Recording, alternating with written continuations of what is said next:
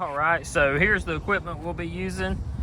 This is a Bartline 20-inch heavy barrel upper that is not threaded. It's just a target crown. The scope we'll be using is an Athlon Cronus. It's a 4.5 to 29 power, and I have it all the way up on 29 power for sure. Getting all our velocities with the Garmin Zero chronograph, and got a good heavy sand filled rear bag here, sitting on another donut just to kind of give us a little more elevation in the back. And this is a Phoenix bipod. I shoot F-class, so you'll notice a lot of F-class tendencies here with my reloading. And I've just got some old mouse pads there just so the concrete don't scar up the bottom of my bipod feet. So all of our rounds will be single fed, not loaded from the magazine. Just, well, for one, I can't, they're too long, and for another reason, I kind of prefer single feeding, just because you eliminate the bullet getting scratched up or whatever, you know, while it's getting chambered. So even my mag length loads, I generally single feed when I'm load developing. So, and of course, I got my trusty ball cap here. This is a kid's ball cap to catch my brass, and as you can see, there was one still in there. It caught onto that one good. And also, if you shoot with this thing, if you shoot a 9 or whatever, Spider-Man will sling that web out there and pull it back into the 10 ring. So anyway, let's go. Here's my target, and what I'm going to do is overlay my load data here onto the picture. So there it is. So this is what I've done. As you can see, my information up here. It's the 75 ELD Hornadies we're shooting. I'm loaded at 1.800 base to ogive. Now that's with my specific bullet comparator, and all those things are different. Even if you buy two of the same manufacturer, you could still get different readings. So this is about 20 thousandths of an inch jump off the lands in my rifle. So I'm jumping the bullet about 20 thousandths or so. N135 powder, I'm using Norma brass, CCI 400 primers, and there was the date and about how it was about 89 degrees when I shot this, and the target is 125 yards from the firing line. The reason I go that far is because the lighting in the woods where I shoot is a little bit better there, and too, that's about as far as I like to go load developing, just because I don't think I can read the wind any better than that. So this is the charge weight, so I got 20 grains, and then this is 20.2, 20.4, 20.6, and so on. I just get a little bit lazy and don't feel like writing all the extra numbers all out through here on my paper. So as you can see, we get to 21 grains, then 21.2, 21.4, 21.6, 0.8, 22, and then 22.2. Now, I started out with Hornady's load data, which is much lighter than Vitavori's. Hornady said to start at 19.8 grains with N135 and to stop at 21.8. So they were pretty conservative, I think. So I checked Vitavori's data. I'm gonna have to get out a full screen on this.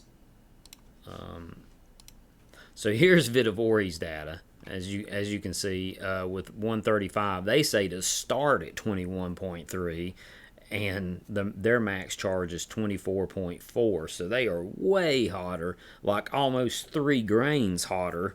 2.6 grains, I guess, to be exact, hotter than what Hornady recommends. But anyway, I figured I'd just start out with what Hornady says. So let me get back to the video here.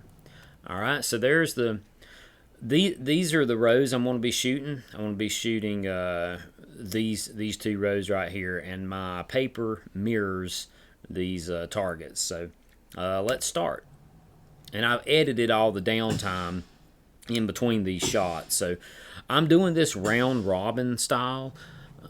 So I'm going to fire one shot from each of all the charge weights before I fire two of any of them. So here we go. Only got one more to go here, I think. All right, so there's the first groups, and usually what I do at this point, or not first groups, the first shots, but normally what I do at this point, I just kind of look to see where all the bullets are impacting on the target.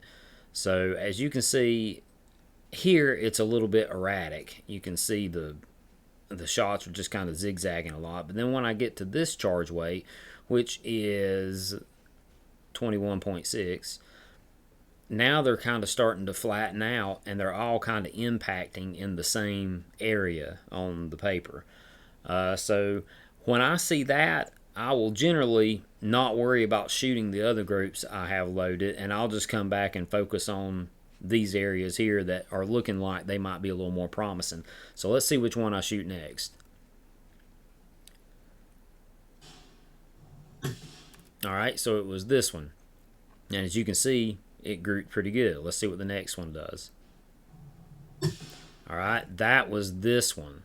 So I'll back it up. Yep. So right there, you can see almost into the same hole. Probably only about half a caliber out of the same hole. I think I shot this one next. Let's see. Yep, I did. But look how much worse that one was right there. Kind of dropped down. I can't remember if I shot that one next. We'll find out here. Yep, I did.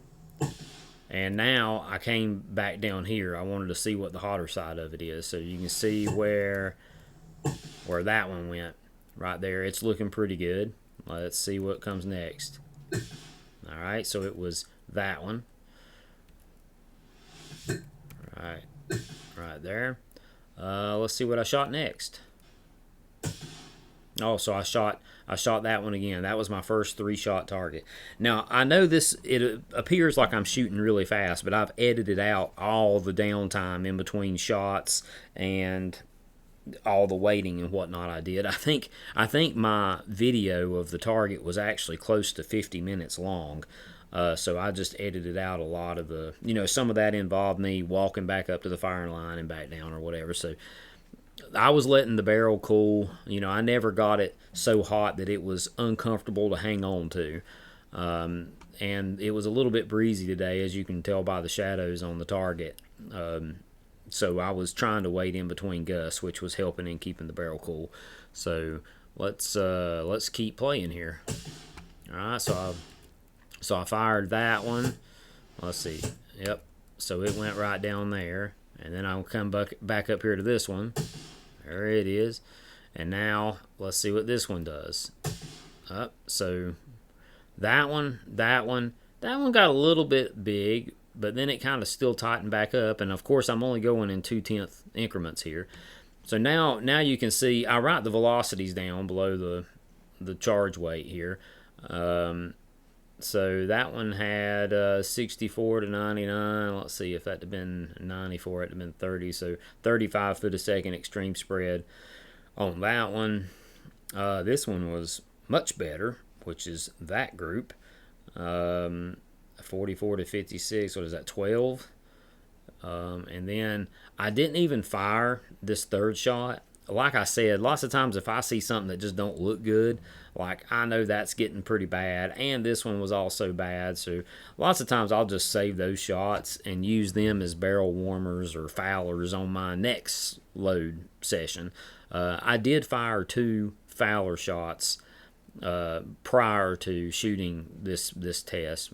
I generally always do that because if you shoot in competition, the style of competition I do anyway, which is like service rifle or F-class or that sort of thing, you pretty much always are going to take 2 siders. So I just go ahead and do that anyway, just to kind of keep my variables the same. Let's see what else I did here.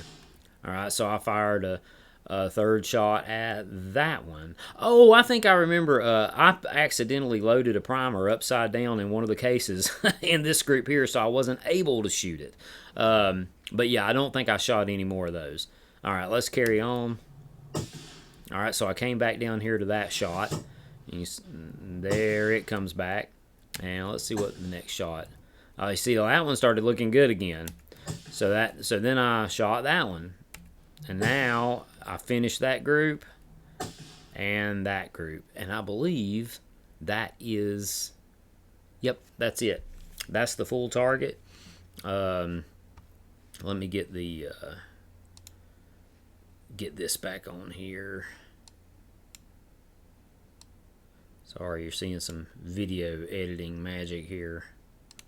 There we go. All right, so this is the completed target with my load data up there. So you can see the velocities I was getting.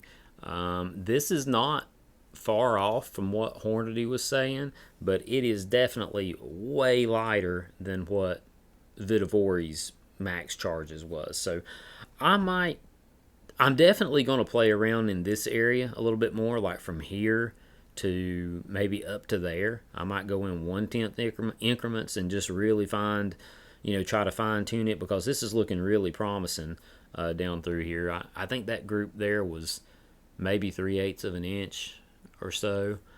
That one was about a half, I think. That one got a little closer to 3/4, and that one's getting back down probably 5/8, half to 5/8 or something maybe.